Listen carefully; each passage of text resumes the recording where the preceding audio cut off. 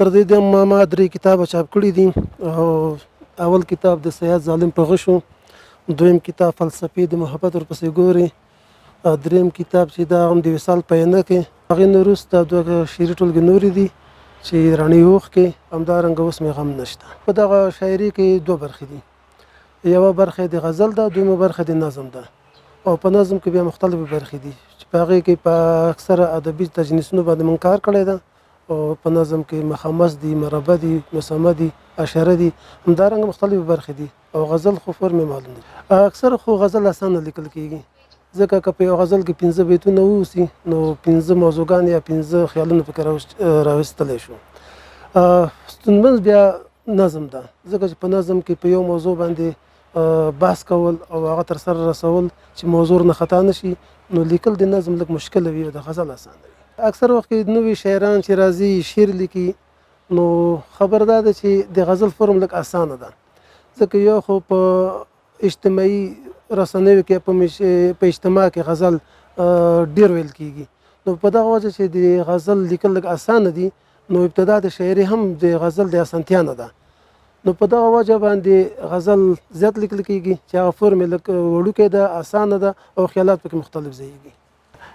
قریشي صاحب یوازې شعر لیکي او که په نثر کې مو هم کار کړی او که په نثر کې کار کوئ د نثر په کومه برخه کې مو کار کړی دی؟ په اکثره خو په نثر کې موږ اجتماعي موضوعات زیات راخلو، هغه موضوعګان چې هغه اجتماع پورې تړلي اوسي، البته سیاسي لیکنې دي، همدارنګه اجتماعي ادبي لیکنې دي، او په ځینې کتابونو باندې تقریض لیکل دي، په ځینې کتابونو باندې سرنامې یا سرلیکونه لیکل دي، همدارنګه په مختلفو موضوعاتو باندې موږ نثر هم لیکلی ده، ځکه چې په اجتماع کې خو هر سړی د خپل د ذوق خاوند ده، نو د ذوق خاوندان چې دی اکثره شعر زیات اوري، ځکه چې هغه په رسنیو کې یا په نورو اجتماعي پروګرامونو کې شعر زیات ویل کېږي، نو په شعر کې چې کوم خیالات راځي یا کوم موضوعګان راځي، هغه د انسان په ذهنیت او د انسان په هغه دروني احساساتو باندې مثبت اغېز غورځوي، نو په دغه وجه باندې ډېری شاعران د نورو شاعرانو په تناسب تقلیدي کوي، هڅه کوي چې هغه هم شعر ولیکي، او بل خبر دا د شعر یو الهامي پدیده ده، نو که په چا کې استعداد وي چې هغه د اجتماعي مسایل راټول کړي، ویلي کړي،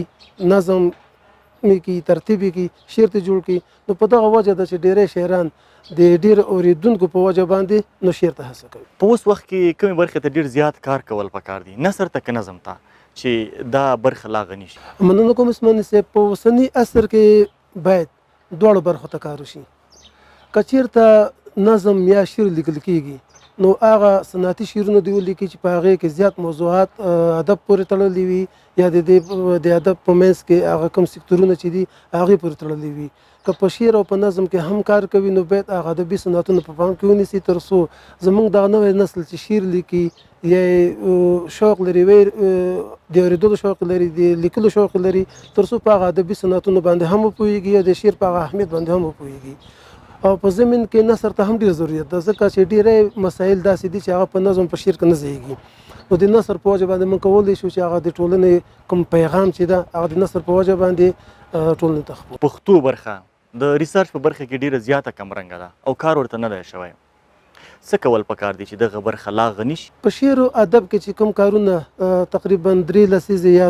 تر دې مخکې شوي دي، همدارنګه په منځنۍ دوره کې، په مخکنۍ دوره کې یا په اوسنۍ دوره کې نو کار شوی ده، نو تر دې تناسبه کار شوی ده چې مخکې به دغه خصوصا دغه د پښتو ادب چې ده دا یو میډیزه ژبه ګرځېدلې ده، یعنې په اوس میډیا کې الحمدلله ډېری وګړي د پښتو سره اشنا دي، له نورو ژبو سره اشنا دي، نو په پښتو ادب باندې هم پوهېدلي دي. همدارنګه که د موږ تاسو د رحمان بابا شاعري وګورو، د خوشحال خان خټک، حمید مومن یا کاظم خان شیدا، نو دا په تېرو دورو کې هغوی خپل ادب ته کار کړی ده، نو په اوس عصر کې هم ډېری داسې شاعران شته دي چې دې سکتور ته کار کوي، او تر څو هغه پیغامونه چې له هغوی راپاتې دوی وړاندې کړي. خو یو موضوع دا ده چې باید موږ تاسو په ادبي صنعتونو باندې زیات تمرکز وکړو، ځکه چې موږ تاسو د شعر هغه اصلي اهمیت وپېژنو، تر څو ټولنه یا نوي وګړي چې په شعر سره اشنا دي هغه وپوهېږي په دې باندې. ستا د چاپ شوو کتابونو یعنې شعري کتابونه چاپ شوي، دغه یو شعر اورو: ستا د مخ رڼا وی ورته ناست وی تر سبا، چې دا ستا د مخ رڼا وی ورته ناست وی تر سبا، نیمه شپه وی او اشنا وی ورته ناست وی تر سبا، چې مې سر ستا په سنګل وی او تا قصې راته کولې چې مې سر ستا په سنګل وی تا قصې راته کولې په سرو شونډو دې خندا وی ورته ناست وی تر سبا څومره ښه دی. ستوري هم راته غوږ غوږ وی هم سپوږمۍ د څوارلسمې ستوري هم راته غوږ غوږ وایي. ستوري هم راته غوږ غوږ وی هم سپوږمۍ د څوارلسمې د سپرلي مسته هوا وی ورته ناست وی تر سبا او زه د شپون تمې شپېلې وی چې مې ناسته وی په شونډو زه د شپون تمې شپېلې وی چې مې ناسته وی په شونډو یوه ښه ښکلې صحرا وی ورته ناست وی تر سبا او زه چې زو ترېنه جانانه شي دنیا دې د بخیلو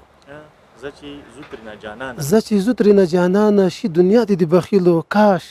د عشق بېله دنیا وی ورته ناست وی تر سبا او زه نظیر چې ترې جانانه غزل بوله الهام اخلم